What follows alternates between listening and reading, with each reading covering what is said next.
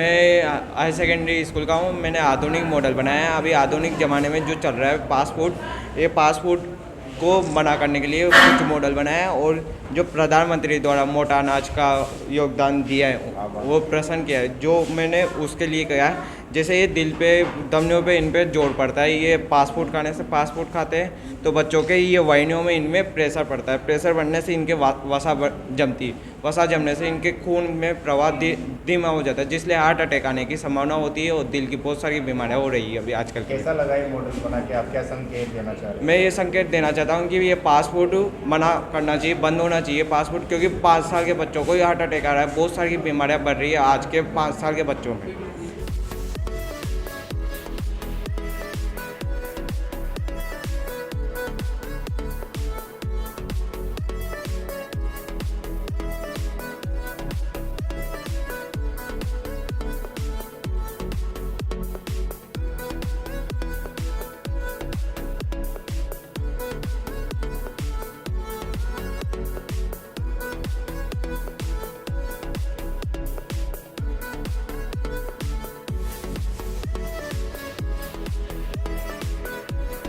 क्या किया आपने? मैंने एक नेचुरल फार्मिंग यानी कि प्राकृतिक खेती क्या काम करती है? प्राकृतिक खेती एक पारिस्थितिक कृषि दृष्टिकोण है जहाँ कृषि प्रणाली प्राकृतिक जैव विविधता के साथ काम करती है, मिट्टी की जैविक गतिविधियों को प्रोत्साहित करती है और खाद्य उत्पादन और जटिलता का प्रबंधन करती है। प्राकृतिक खेती हमारे बहुत ही महत्वपूर्ण की चीज़ है। इसमें हमारे गोबर और ऐसी खाद मिला सकते हैं। बाकी जो हमारे रासायनिक खाद और कीटनाशकों का इस्तेमाल करते हैं वो हमारे को नहीं करना चाहिए। इसकी वजह से हमारी कभी कभी तबीयत भी खराब हो जाती है और आदि हमारे को रोग हो सकते हैं। और प्राकृतिक खेती में रासायनिक खाद कीटनाशकों का इस्तेमाल नहीं किया जा सकता। इसकी वजह से खेती की लागत कम और मुनाफा ज़्यादा मिलता है। प्राकृतिक खेती मिट्टी की उर्वरता, पर्यावरणीय स्वास्थ्य में सुधार करती है। मॉडल तैयार? हाँ, आप लोगों ने इसी को लेकर मॉडल तैयार? यस। व्यापक रूप से प्राकृतिक खेती भविष्य की पीढ़ियों के लिए और ग्रह पृथ्वी को बचाने के लिए एक प्रमुख रणनीति के रूप में माना जा सकता है। हाँ। राजकीय माध्यमिक विद्यालय, और इसी को लेकर मैंने ये मॉडल तैयार किया है।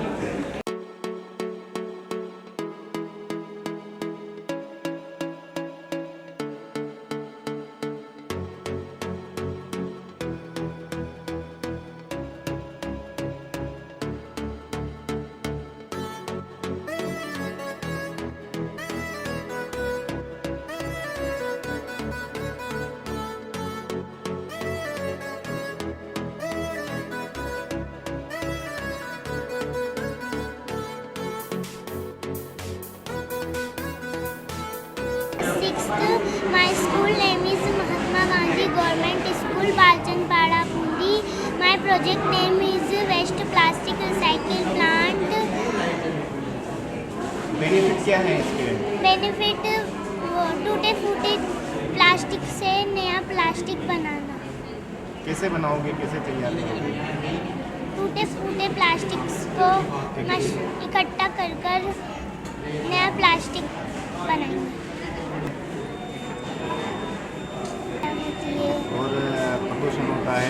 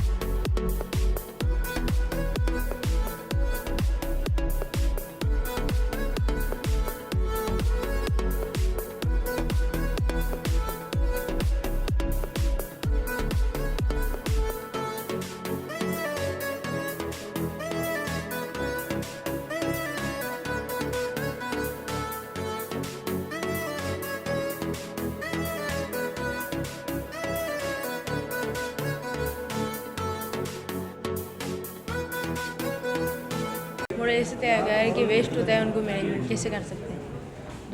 जो ड्राई वेस्ट और वेट वेस्ट होता है उनको हम कंटेनर में, जो ड्राई वेस्ट होता है उनको कैंसर में जाकर वो बोतल प्लास्टिक वाला जोन रोड बनाने के लिए चला जाता है, और जो वेट वेस्ट होता है उनको गैस प्लांट में जाकर उनका मिश्रण होता है, और इस पाइप के माध्यम से वह घर में अपन बायोगैस की तरह यूज कर सकते हैं।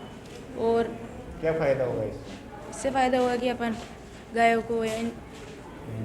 गायों को फेफड़े में जम जाते हैं प्लास्टिक, और हम इंसानों को कैंसर भी होने से बच सकते हैं। हाँ, देखिए 1968 से ये मेलों का आयोजन हो रहा है। इसके द्वारा हम बाल प्रतिभाओं को आगे लाते हैं, बाल वैज्ञानिकों को। इनके मन में अगर किसी भी तरह का कोई वैज्ञानिक दृष्टिकोण विकसित होता है, कोई भी नई चीज़ आती है, तो उसको मूर्त रूप देने के लिए मॉडल बड़े कारगर सिद्ध होते हैं। पहले ये प्रतियोगिता विद्यालय स्तर पर होती है और विद्यालय के सभी बच्चे इसमें भाग लेते हैं।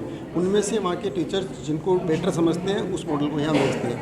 यहाँ 6-7 अलग अलग विषयों पर मॉडल बने हैं।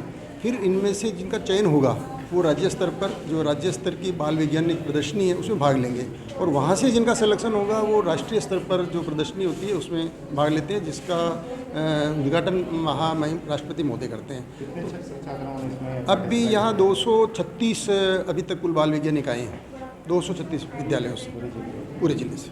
जो इससे क्या है? मुख्य उद्देश्य ये है विद्यार्थियों में विज्ञान के प्रति रुचि जागृत करना, विज्ञान वो कैसे उनमें वैज्ञानिक दृष्टिकोण विकसित करना, ये इसका मुख्य उद्देश्य है।